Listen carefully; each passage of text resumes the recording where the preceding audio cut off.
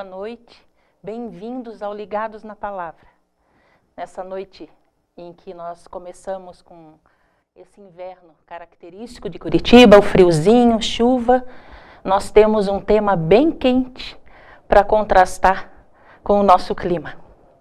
Nós vamos estudar hoje o tema morte, sono, final ou começo. O que você pensa sobre isso? Nós vamos estudar sobre o estado dos mortos. O que você acha? Existe vida na morte?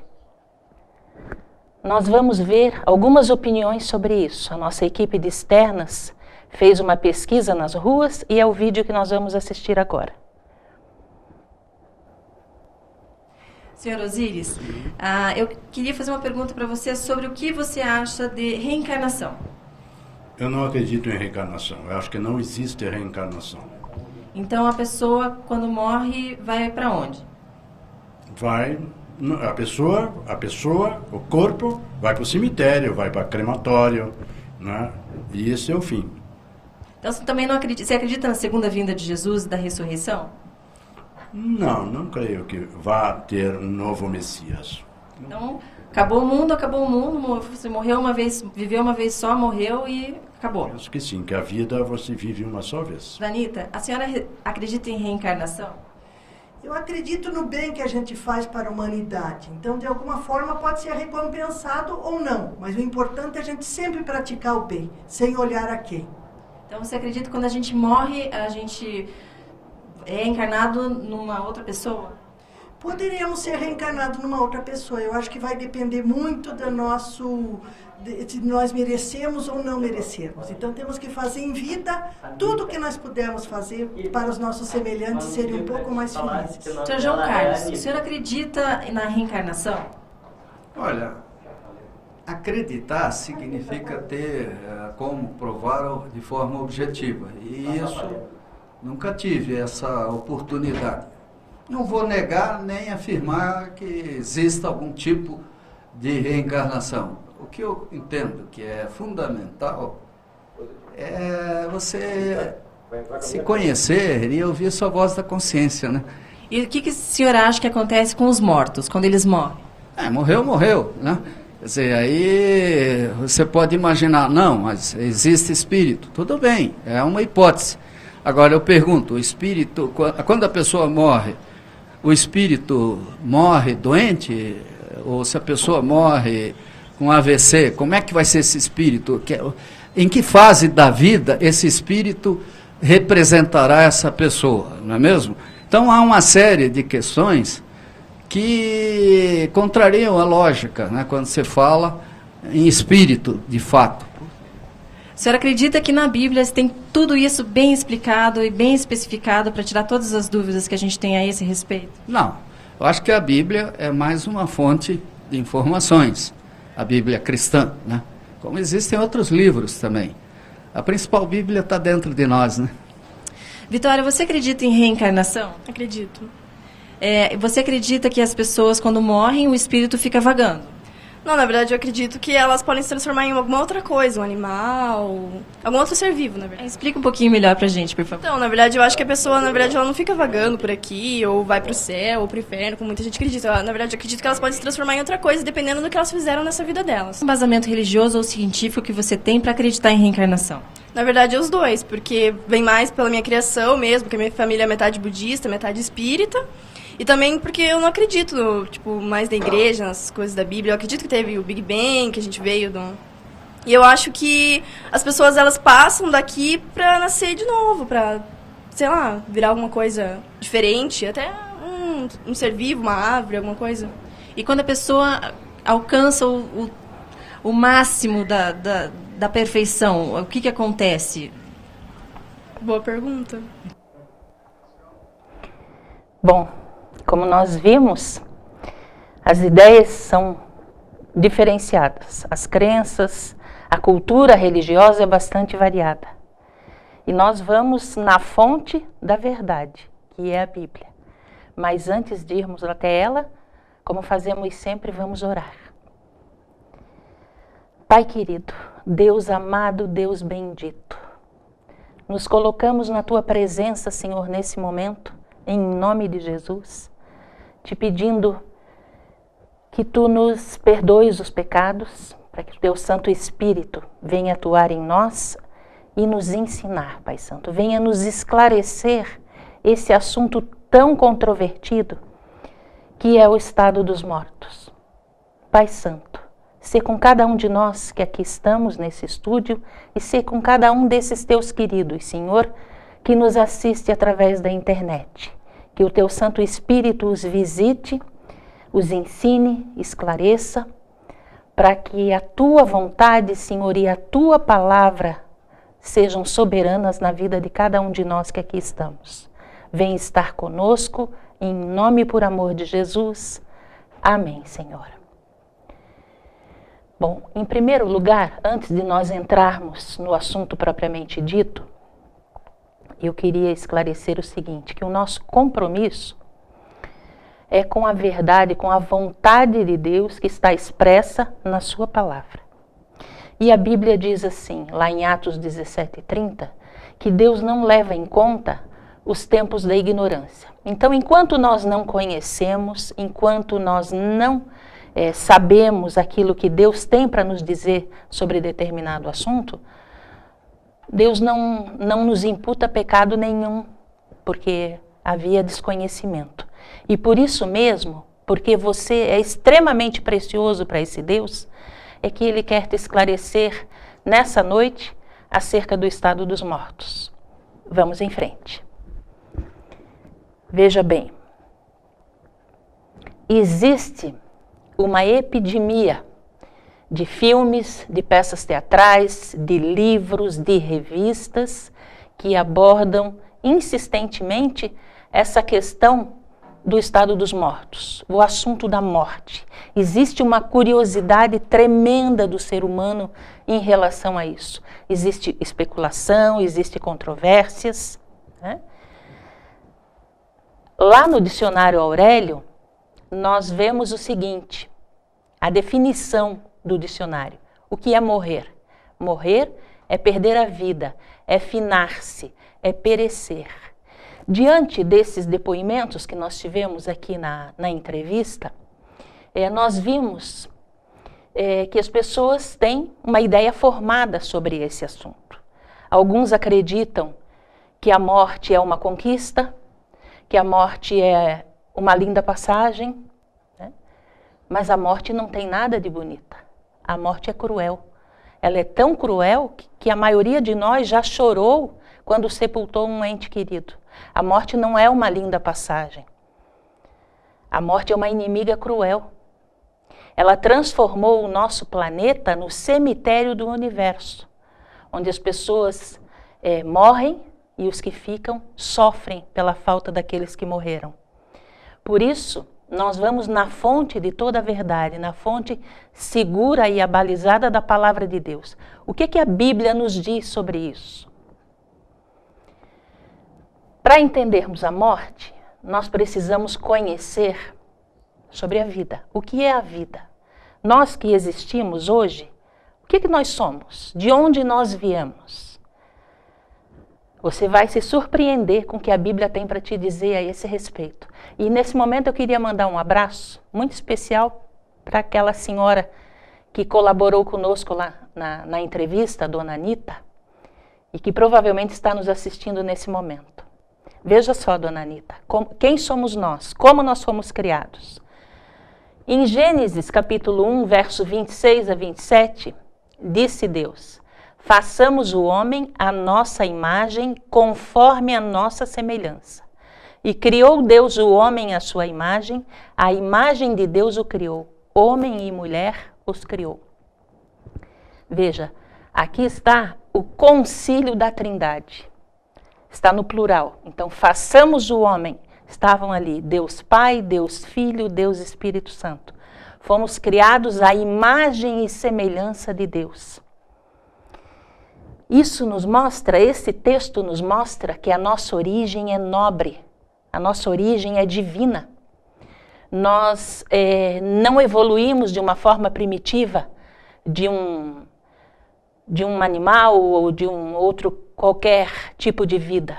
Porque quando Deus criou os animais, e nós vemos isso no relato da criação, em vários versículos lá do capítulo 1, quando Deus criou os animais terrestres, criou os animais marinhos, a Bíblia diz que ele os criou segundo a sua espécie, a espécie de cada animal. As características de cada animal são peculiares aos animais. Agora, nós, os seres humanos, Deus nos criou à imagem e semelhança dele. E ao nos criar, veja como Deus nos fez. Que elementos Deus usou para nos fazer? Gênesis 2:7 diz o que nós somos. Lá está escrito: e formou o Senhor Deus ao homem do pó da terra, e soprou em suas narinas o fôlego da vida, e o homem passou a ser alma vivente. Alma vivente. Vamos ler outra vez. Deus, quando nos fez, usou 2 ingredientes. Veja que Deus criou todas as coisas, mais uma vez me reportando ao capítulo 1 de Gênesis, Deus criou todas as coisas pela palavra. A palavra de Deus cria, a palavra de Deus transforma, ela salva. Agora, o homem e a mulher, Deus não criou pelo seu mandar. Ele poderia ter mandado também, e o homem e a mulher aparecido. Mas Deus se esmerou nessa criação.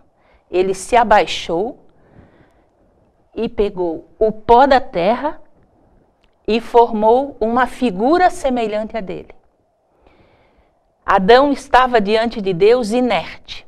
Tudo ali era perfeito. Ele tinha fígado, rins, coração, pulmão, nervos, ossos, fios de cabelo, unha, sobrancelha. Só que Deus ainda não tinha concluído o seu trabalho. Adão ainda não tinha vida. Então o que Deus faz? Ele sopra no nariz de Adão o fôlego da vida. E o homem passou a ser alma vivente.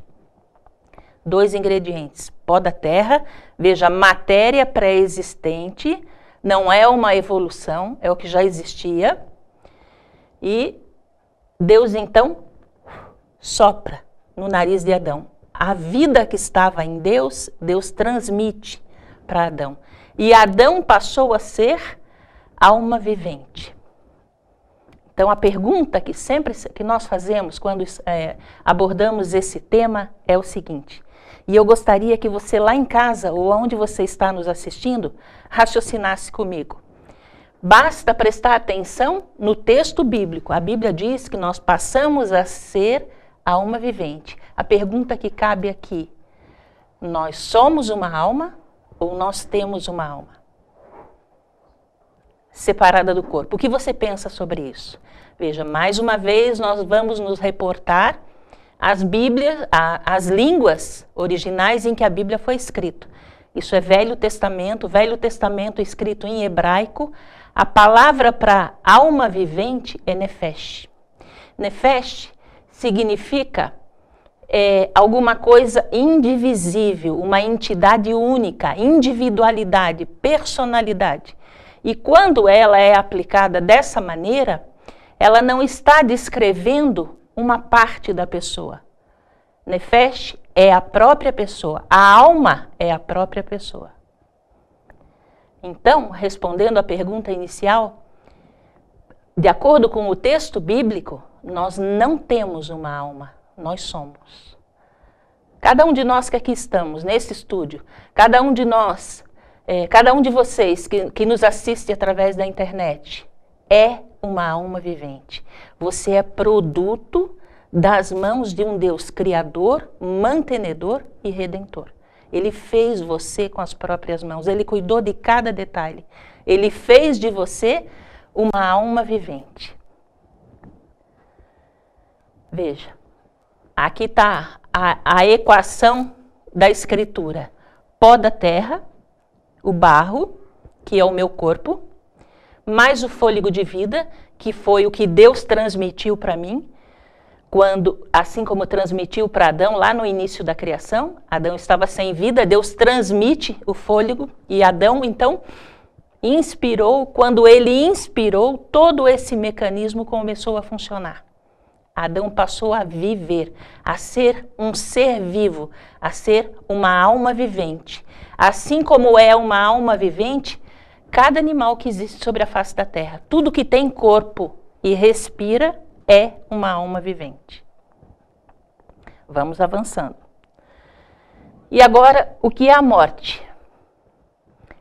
Se na vida, nós que estamos vivos, somos resultado do pó da terra e do fôlego de vida, na vida ou em vida, esses dois elementos, esses dois ingredientes estão juntos e dão como resultado a alma vivente, o que é a morte? O que é que acontece quando a pessoa morre? Lá em Eclesiastes 12:7, antes de nós lermos o texto, eu queria destacar que Deus usou dois ingredientes para nos fazer. Ele usou o pó da terra e o fôlego de vida. Enquanto temos vida, os dois ingredientes estão juntos, formam uma unidade só, indivisível, uma entidade única. O que acontece na morte? Eclesiastes 12:7. E o pó volte à terra como era, e o espírito volte a Deus que o deu. Veja só, o que acontece quando você perde um ente querido? O que acontece com o corpo dele? Para onde nós levamos? Levamos para a sepultura, né? O que veio da terra, volta para a terra. O pó, volta para a terra. Você já leu com certeza na Bíblia aquilo que está escrito, tu és pó e ao pó retornarás. Então, o que veio da terra, volta para a terra. O que veio de Deus, o que Deus me deu quando me criou? O fôlego de vida, a centelha de vida. Em Gênesis 2:7, ele usa a palavra fôlego de vida. Aqui, ele substitui o fôlego de vida que veio dele, que ele me deu, por um sinônimo. Ele usa a palavra espírito. Quando nós fizemos a entrevista, um senhor falou muito sobre essa questão do espírito, né? Demonstrou bastante interesse sobre isso. O que é que representa o espírito? O que é o espírito? A alma nós já descobrimos, somos nós. Isso é bíblico, né? E o espírito, o que é? Veja só. Mais uma vez, nós vamos lá no original da Bíblia.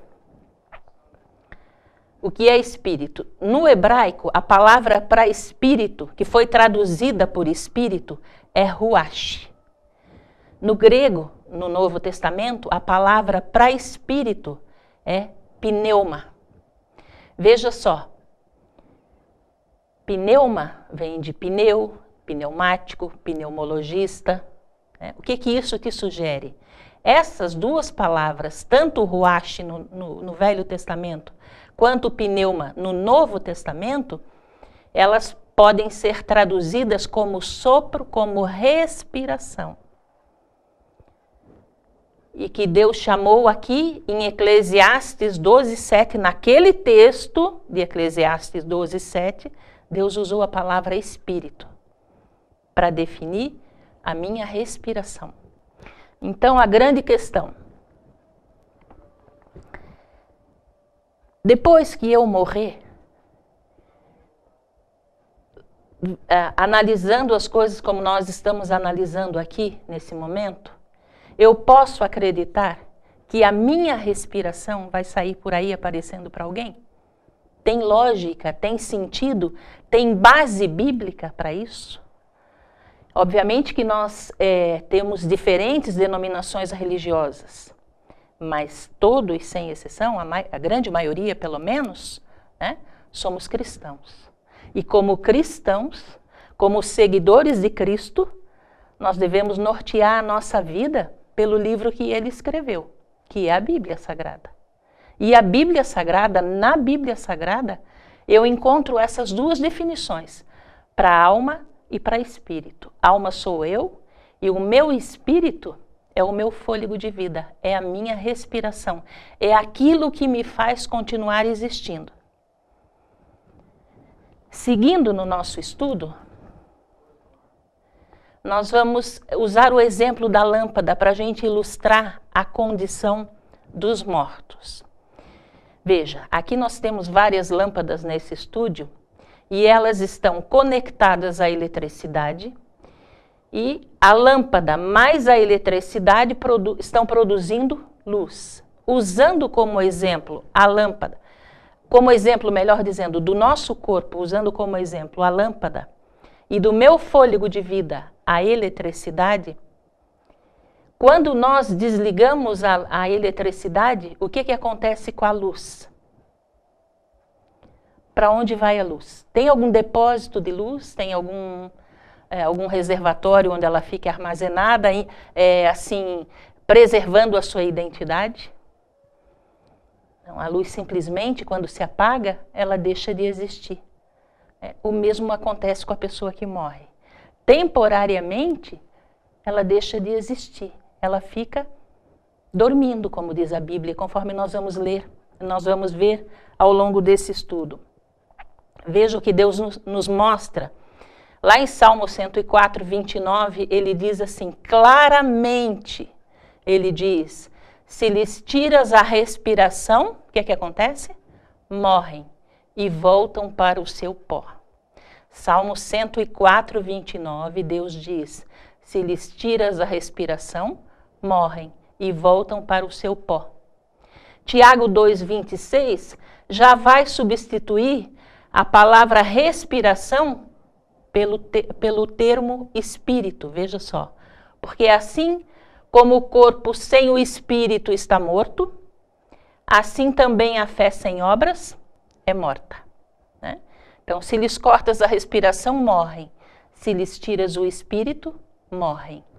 Porque espírito, nesse texto, é bom que se destaque, porque a palavra espírito é usada centenas de vezes ao longo de toda a Bíblia.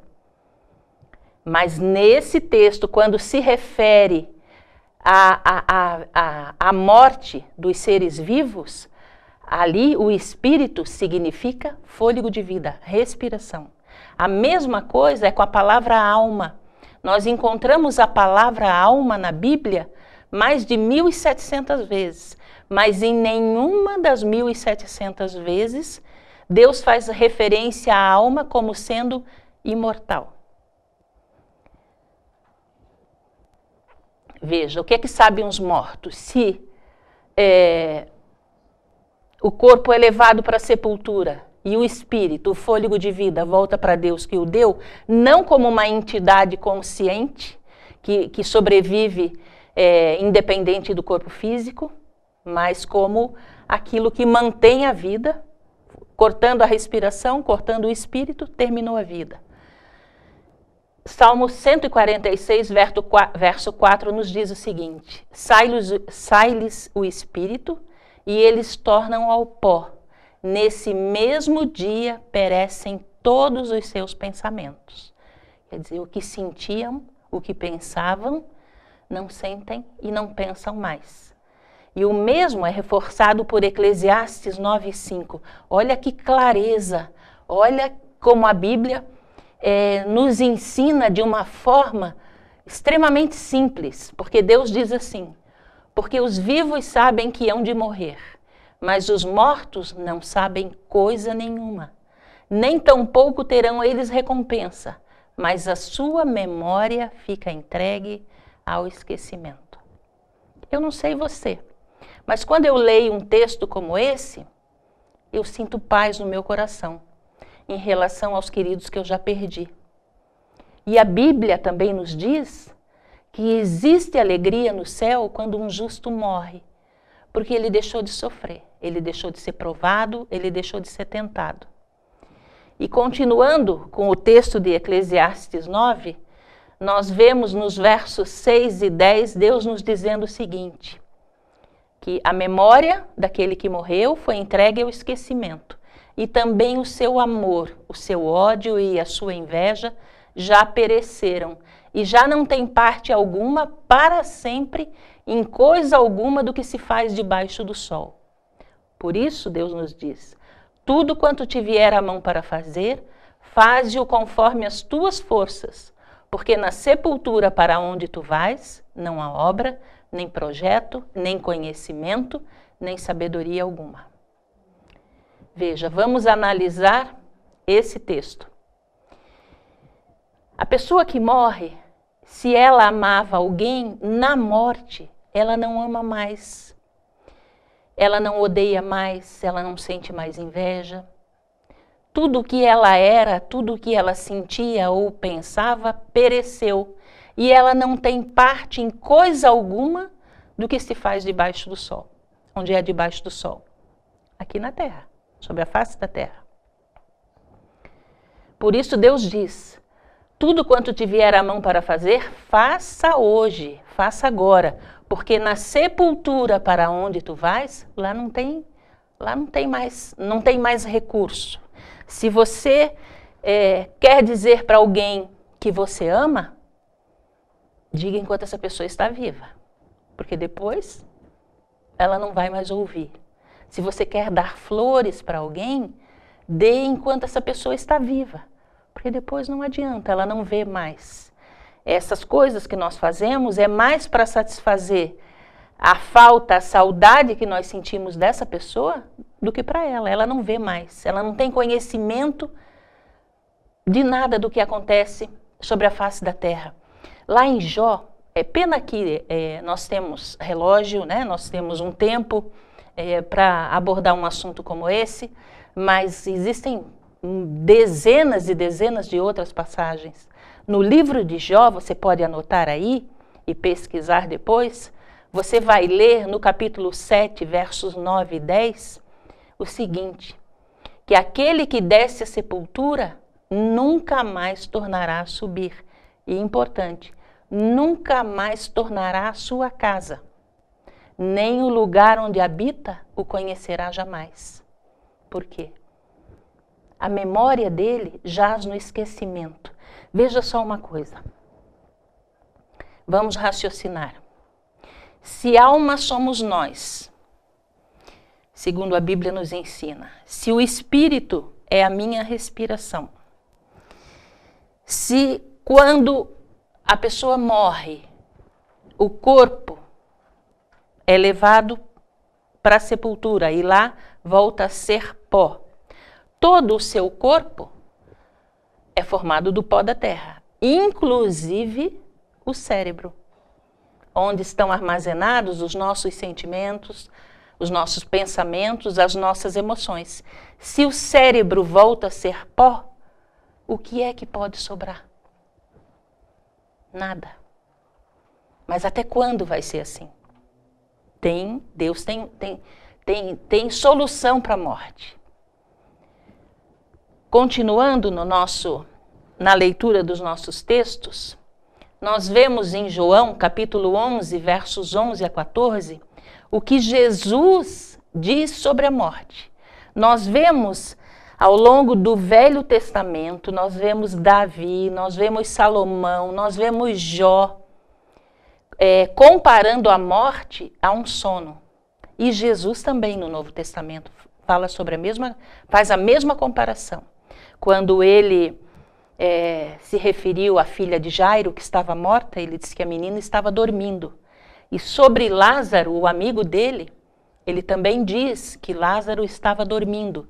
Os apóstolos Paulo e Pedro também se referem à morte como um sono. Veja o que a Bíblia nos diz. Isso é Jesus falando. Isto dizia e depois lhes acrescentou. Nosso amigo Lázaro adormeceu, mas vou para despertá-lo.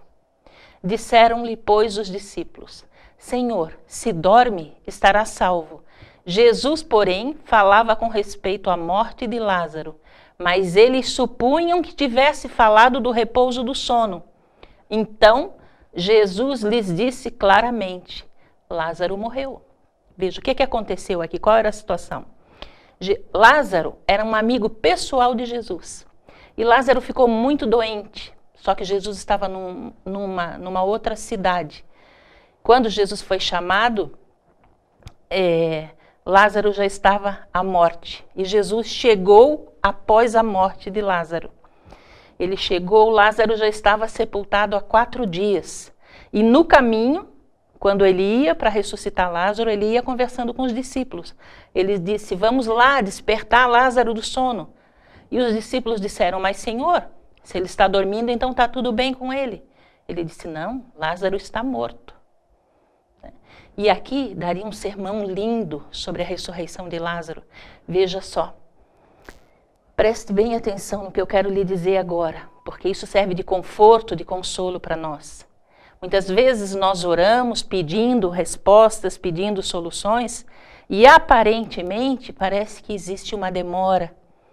Mas preste atenção, Jesus nunca demora à toa.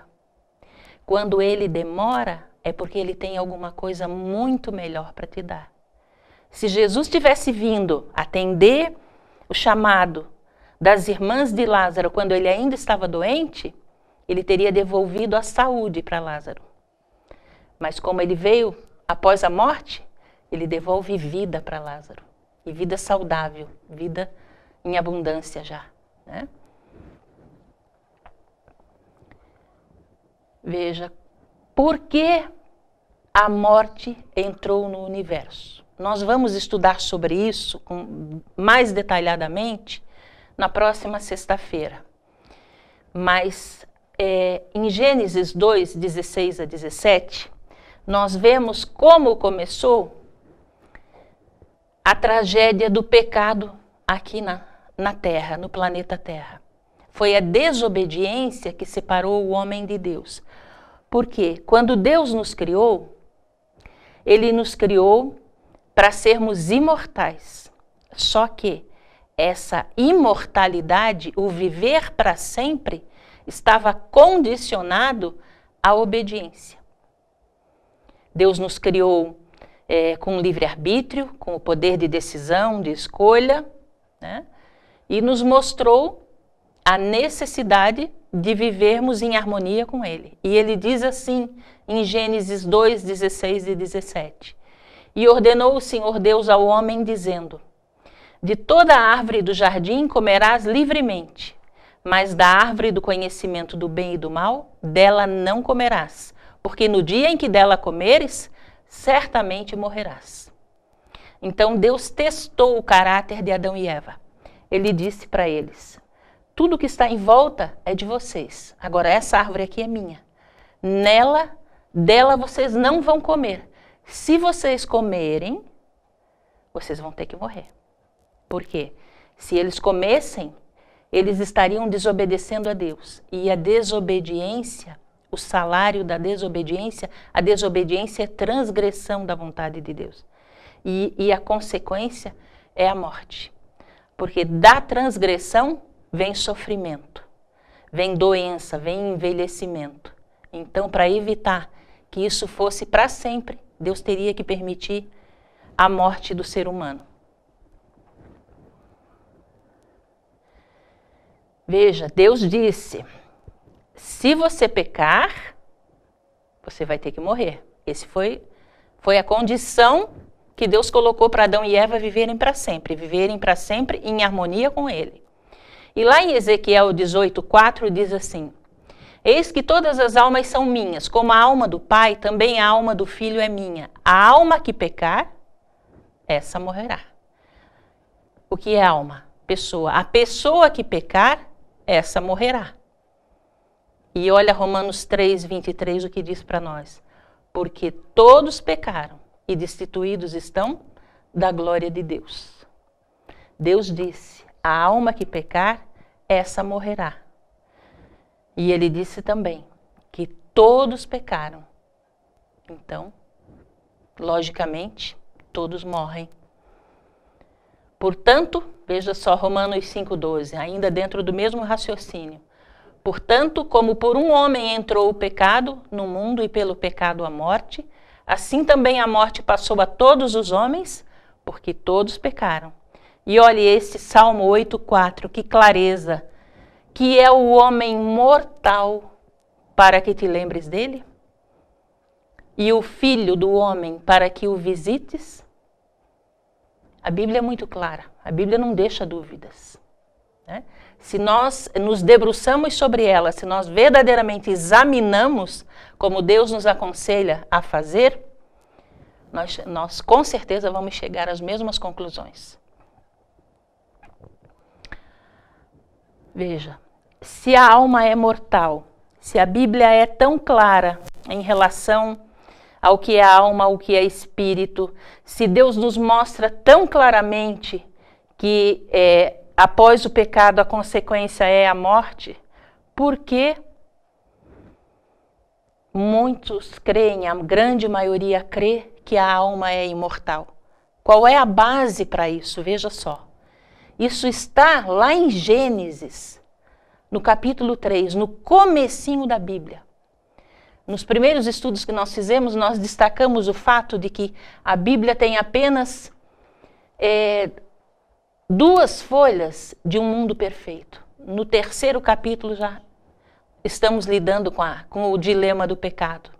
Lá em Gênesis 3:4, Satanás, ao tentar Eva, disse para ela: é certo que não morrereis. Aqui, o primeiro sermão sobre a imortalidade da alma foi pregado por Satanás. Em quem você vai acreditar? Deus disse, Gênesis 2, 16 e 17, se você pecar, certamente morrerá. Satanás disse, em Gênesis 3:4, disse para Eva, tentando fazer com que Eva comesse do fruto proibido, daquele fruto que Deus disse para que não comessem, ele diz, é certo que não morrereis, claro que você não vai morrer. Foi aqui que começou a crença de que a morte é apenas uma linda passagem. Veja, sem nenhuma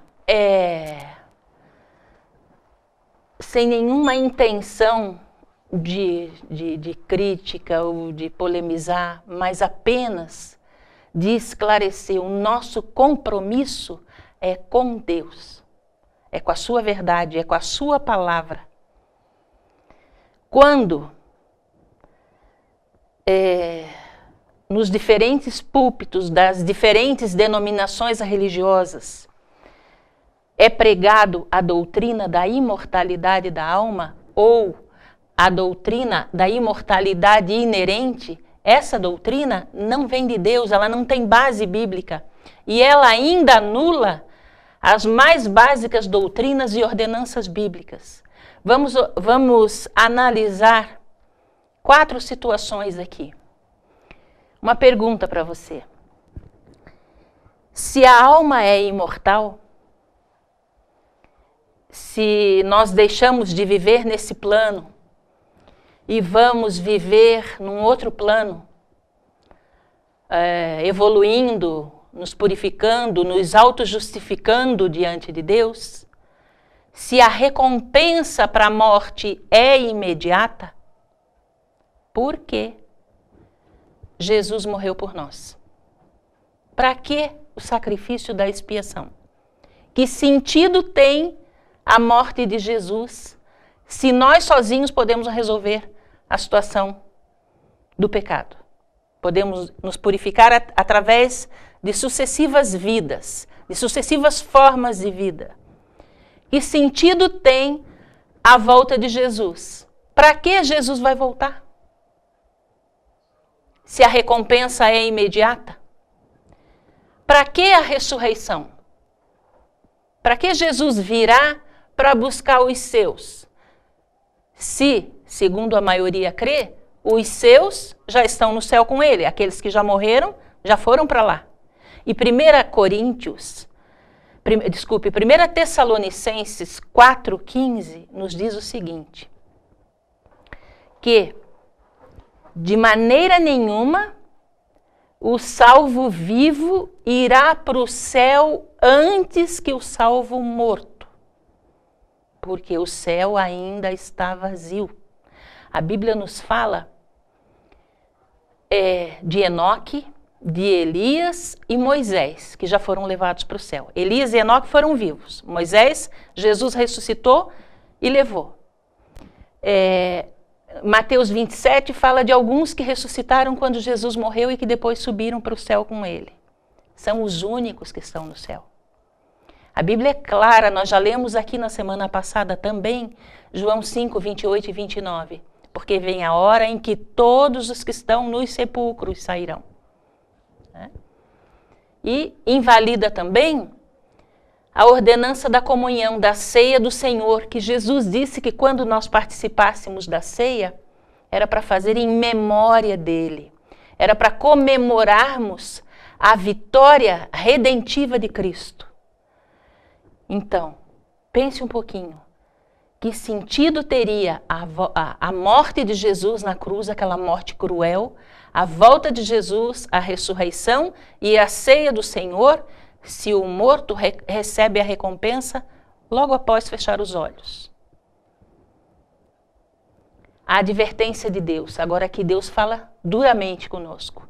Em Deuteronômio 18, 10 a 12, ele diz que entre o povo dele não se achará adivinhador, nem prognosticador, nem quem consulte os mortos. Olha o que vem a seguir. Pois todo aquele que faz tal coisa é abominação ao Senhor. E por estas abominações, o Senhor teu Deus os lança fora de diante de ti.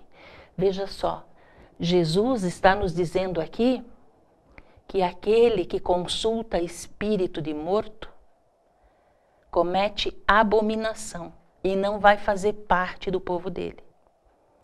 Uma coisa abominável é uma coisa repugnante para Deus. E nós vamos ver uma ilustração disso na Bíblia, uma história real da Bíblia. A história de Saul e Samuel. Saul, ele já tinha consultado a Deus, mas como ele havia se afastado de Deus, havia pecado contra Deus, ele já havia consultado a Deus e Deus não respondeu para ele como Deus usualmente fazia. Nem através do Urim, nem do Tumim, as pedras lá do sumo sacerdote, através do qual Deus falava com o seu povo. E Deus condena na Bíblia a necromancia, que é a consulta aos mortos, e inclusive em alguns textos Deus diz que deveriam ser mortos esses. E Davi já tinha consultado a Deus, Deus não respondeu, então Deus não tem nada a ver com essa história aqui. E ele então foi atrás de uma feiticeira, a feiticeira de Endor, porque ele queria a orientação de Samuel, um profeta divino, sobre uma guerra que ia acontecer no dia seguinte. Ele queria saber qual seria o resultado dessa guerra. E aí é o que nós vemos aqui. Saul vai consultar essa feiticeira e ele pergunta para a mulher: que vês? Então a mulher respondeu a Saul: vejo um Deus que sobe da terra. Olha só que estranho. Sobe da terra, não desce do céu. Perguntou ele: como é a sua figura? Respondeu ela: vem subindo um ancião e está envolto numa capa. Entendendo Saul que era Samuel, inclinou-se com o rosto em terra e se prostrou. Quer dizer, subiu em espírito, realmente subiu. Então as manifestações sobrenaturais acontecem. Mas quem achou que aquele espírito que subiu da terra era Samuel foi Saul. Saul achou que era Samuel. Mas na realidade, se nós temos tantos textos na Bíblia que nos mostram que os mortos não sabem de nada, que os mortos jamais se comunicam com os vivos, que eles não voltam para sua casa, então não era Samuel. Aí o que é que aconteceu como consequência de mais essa transgressão de Saul? 1 Crônicas 10, 13 nos diz: assim morreu Saul por causa da sua transgressão cometida contra o Senhor, e também porque interrogara e consultara uma necromante. Após a consulta dessa necromante, Saul sentiu uma angústia tamanha, um desespero tão grande, que ele se suicidou. Porque quem se manifestou ali para Saul e fazendo com que ele achasse que era Samuel, foi um demônio. É o que a Bíblia nos fala claramente lá no Apocalipse 16, versos 13 e 14. Veja, a Bíblia nos diz em 1 Timóteo 6, 15 a 16, que somente Deus é imortal. Somente Deus é Rei dos reis e Senhor dos senhores, o único que possui imortalidade inerente, que é incriado e que é eterno, é Deus. Deus Pai, Deus Filho, Deus Espírito Santo. Agora nós dependemos de Deus para todas as coisas, inclusive para respirarmos. A Bíblia diz em Atos 17, 28, que nele nos movemos e existimos. Quando nós vamos ter vida eterna? Como devemos viver aqui nesse mundo para termos vida eterna? Já lemos em outros estudos, em outros textos bíblicos, nós precisamos viver aqui com Cristo. Veja, então, resumindo, o que nós temos até aqui. Veja só, morte. Até quando? Até quando os mortos vão dormir na sepultura? Então, um dia nós nascemos, representado por essa estrelinha aqui. Vivemos um determinado tempo, um determinado número de anos, até o dia da nossa morte. E aí começa uma lacuna de tempo, onde não existe mais consciência de nada. Até quando isso vai se estender? Até a segunda vinda, na primeira ressurreição, para os salvos, para aqueles que morreram em Cristo, ou então 1000 anos após a terceira vinda de Jesus, quando vai descer aqui a Nova Jerusalém, na segunda ressurreição, a ressurreição dos perdidos. Aqui, recompensa vida eterna, aí sim vida eterna. Aqui, recompensa morte eterna. Veja, Davi era um homem que a Bíblia diz, Deus diz na Bíblia que Davi era um homem segundo o coração de Deus. E a Bíblia nos mostra que nem Davi subiu ao céu após a morte. Atos 2, 29 e 34. Irmãos, seja-me permitido dizer-vos claramente a respeito do patriarca Davi, que ele morreu e foi sepultado, e o seu túmulo permanece entre nós até hoje, porque Davi não subiu aos céus, mas ele mesmo declara, disse o Senhor ao meu Senhor, assenta-te à minha direita. Nem Davi subiu aos céus.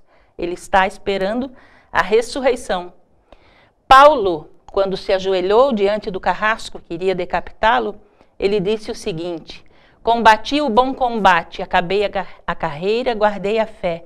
Desde agora a coroa da justiça me está guardada, a qual o Senhor, justo juiz, me dará naquele dia, e não somente a mim, mas também a todos os que amarem a sua vida. 2 Timóteo 4, 7 e 8. Paulo ainda aguarda a coroa da justiça. Quando ele vai receber? Naquele dia, quando Jesus voltar. Paulo ainda dorme no pó da terra. Pedro, o apóstolo Pedro, ainda dorme no pó da terra. Imortalidade só em Cristo e manifestada agora pelo aparecimento de nosso Salvador Cristo Jesus, o qual não só destruiu a morte, como trouxe à luz a vida e a imortalidade mediante o Evangelho. Então, o próprio Paulo diz, em 2 Timóteo, também que nós teremos vida eterna somente pela fé em Cristo Jesus e que a Bíblia, a Sagrada Escritura, é importante para nos ensinar nesse caminho. 1 João 5,12 nos diz, aquele que tem o Filho tem a vida, aquele que não tem o Filho de Deus não tem vida eterna. E para encerrarmos esse nosso estudo, João 3,15 nos diz o seguinte, e do modo porque Moisés levantou a serpente no deserto, assim importa que o Filho do Homem seja levantado, para que todo o que nele crê tenha a vida eterna. João 3,16 nos diz uma coisa semelhante, que Deus amou o mundo de tal maneira para que todo aquele que nele crê não pereça, mas tenha a vida eterna.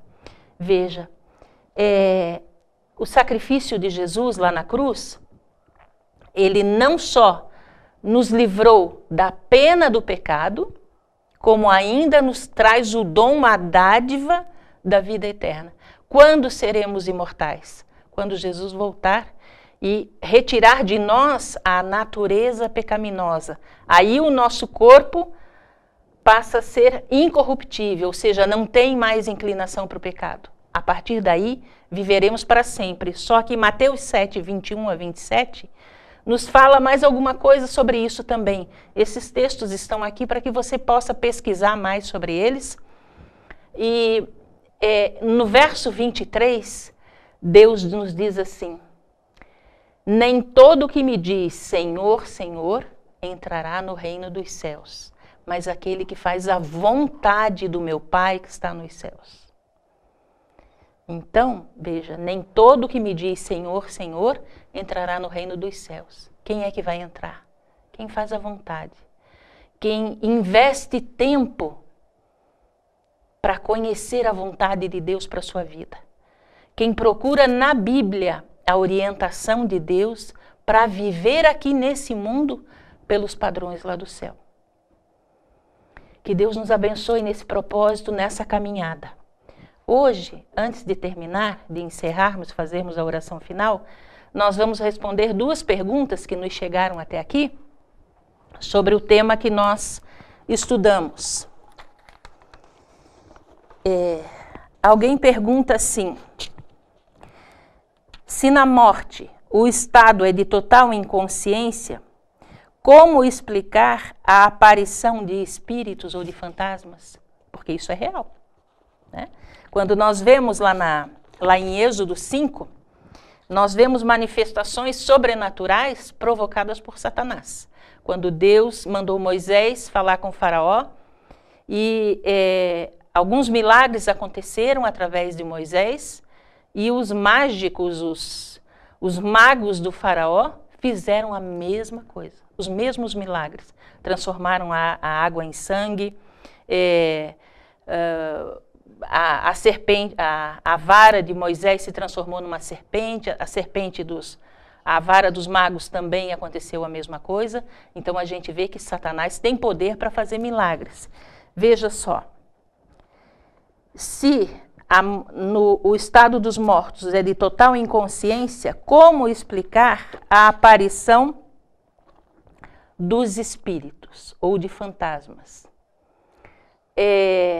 Em Jó 7, que já foi citado aqui, nós vemos Deus nos dizendo que assim como a nuvem se desfaz e passa, aquele que desce à sepultura nunca mais tornará a subir, nunca mais tornará a sua casa.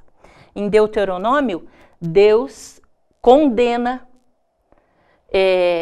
a consulta aos mortos. Deus nos adverte a não fazermos isso. Se os mortos não sabem mais nada, se eles não têm conhecimento de mais nada do que se faz debaixo do sol, se não é um morto em questão que está se manifestando, quem você acha que está fazendo esse papel? Quem foi que lançou as bases da doutrina, entre aspas, doutrina entre aspas, da imortalidade da alma? Lá no Éden, lá no começo, quem lançou? Apocalipse 16, e eu quero ler para você, nos diz assim, versos 14 e 15. Porque eles são espíritos de demônios, operadores de sinais, e se dirigem aos reis do mundo inteiro com o fim de ajuntá-los para a peleja do grande dia do Deus Todo-Poderoso. Veja só, Satanás lá no céu, quando Lúcifer, ele tinha todos os poderes. Deus o criou de uma forma extremamente especial. Ele era o mais bonito, o mais inteligente, o mais poderoso. E quando ele foi colocado para fora do céu, ele conservou nada foi tirado dele. Só que o que é que ele faz? Ele usa hoje os poderes que Deus deu para ele para fazer o mal, para divulgar o mal, para ser, como diz a Bíblia, um apóstolo fraudulento do mal, para fazer as pessoas acreditarem que existe vida na morte, porque a palavra predileta dele é amanhã. Ele não quer que você se volte para Deus hoje. Ele vai fazer de tudo para que você acredite na imortalidade da alma, porque assim você não vai reconhecer as artimanhas dele, as ciladas dele, e você vai postergando sempre a sua entrega a Deus, a sua salvação, né? Porque ele sabe que na morte não existe salvação. A salvação é um estado de decisão hoje. Eu escolho me entregar a Deus hoje, eu preciso estar com consciência, ter lucidez de raciocínio para fazer isso, coisa que os mortos não podem fazer. Né? São manifestações demoníacas. Com todo o amor no coração e com todo o comprometimento diante da presença do Espírito Santo que nós pedimos que estivesse aqui conosco, eu estou respondendo dessa forma para você, porque é isso que a Bíblia nos ensina, é isso que a Bíblia nos diz. A segunda pergunta que nos mandaram aqui é sobre a reencarnação. Se a Bíblia fala alguma coisa sobre reencarnação. A Bíblia não fala sobre reencarnação. A Bíblia diz, em Hebreus 9, 27, que aos mortos está destinado morrer uma só vez. Vindo depois disso, o juízo. Veja só, a doutrina da reencarnação, ela está baseada em duas premissas básicas. Ela está baseada na crença de que a alma é imortal e de que através de sucessivas vidas, a pessoa vai se purificando, vai se auto-justificando diante de Deus. E assim como a gente já expôs aqui, aquelas ilustrações, se nós crermos dessa maneira, o sacrifício de Jesus para mim não tem valor nenhum. A volta de Jesus para mim não vai significar nada. A ressurreição menos ainda, porque eu posso resolver a minha situação com Deus. Só que em Jeremias 2:22, Deus diz assim: nem que você se lave com sabão, com salitre, nem que você amontoe e potasse a tua cabeça, você não vai conseguir tirar a mancha do teu pecado. Você não vai conseguir tirar a inclinação para o pecado. Por isso a Bíblia diz, lá em 1 João 3,4, para isso se manifestou o Filho de Deus, para desfazer as obras do diabo. Que Deus nos ajude nesse propósito. Que Deus nos ajude a vivermos aqui nesse mundo com um único objetivo, uma prioridade absoluta de deixarmos Deus ser Deus na nossa vida, para que somente a vontade dele prevaleça, para que a palavra dele seja soberana na nossa vida, para que ele possa nos guiar em triunfo até aquele dia, quando Jesus voltar e nos der o dom da imortalidade. Aí sim, nós viveremos para sempre com Deus Pai, com Deus Filho, Deus Espírito Santo, com todos os anjos e com todos os nossos queridos que hoje dormem no pó da terra. Deus vai dar a recompensa para todos ao mesmo tempo e o castigo também para todos ao mesmo tempo. Que nós possamos estar entre aqueles que Ele virá buscar. Que Deus te abençoe aí na sua casa e a cada um de nós aqui nesse estúdio também. Vamos orar. Grandioso Deus e Pai, louvado seja o teu nome, Senhor, por essa carta de amor que tu escrevestes para nos ensinar, para nos advertir, nos corrigir, para nos instruir na tua justiça, para nos mostrar o teu grande amor por nós, a tua verdade e a tua salvação. Louvado seja o teu nome, Senhor, porque a tua palavra nos ensina que tu nos chamas hoje. Tu nos queres contigo hoje, porque tu tens uma obra a realizar em nós enquanto nós ainda estamos vivos. Porque a partir do momento que o fôlego de vida, que cessar a nossa respiração, o nosso destino eterno já vai estar definido.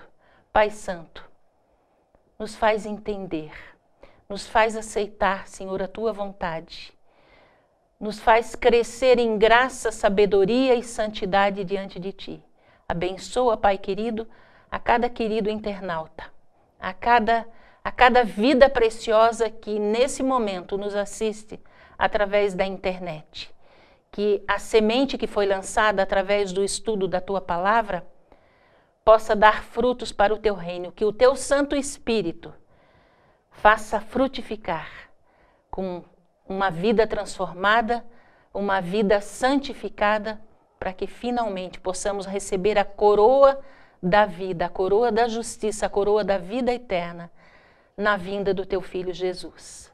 Em nome e por amor de Jesus, amém, Pai Santo.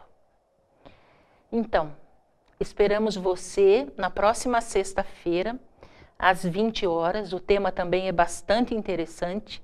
Nós vamos estudar, fique com a seguinte pergunta. A Bíblia nos ensina que Deus é amor. Se Deus é amor, por que nós sofremos? Por que crianças morrem de câncer? Por que existe traição? Porque nós temos saudade, porque nós choramos, adoecemos. Na semana que vem, nós vamos estudar sobre isso. Que Deus te abençoe, fique na presença do Espírito Santo, sinta a paz que só Deus pode te dar e até semana que vem. Esperamos você, Jesus e eu. Até lá. Tchau, tchau.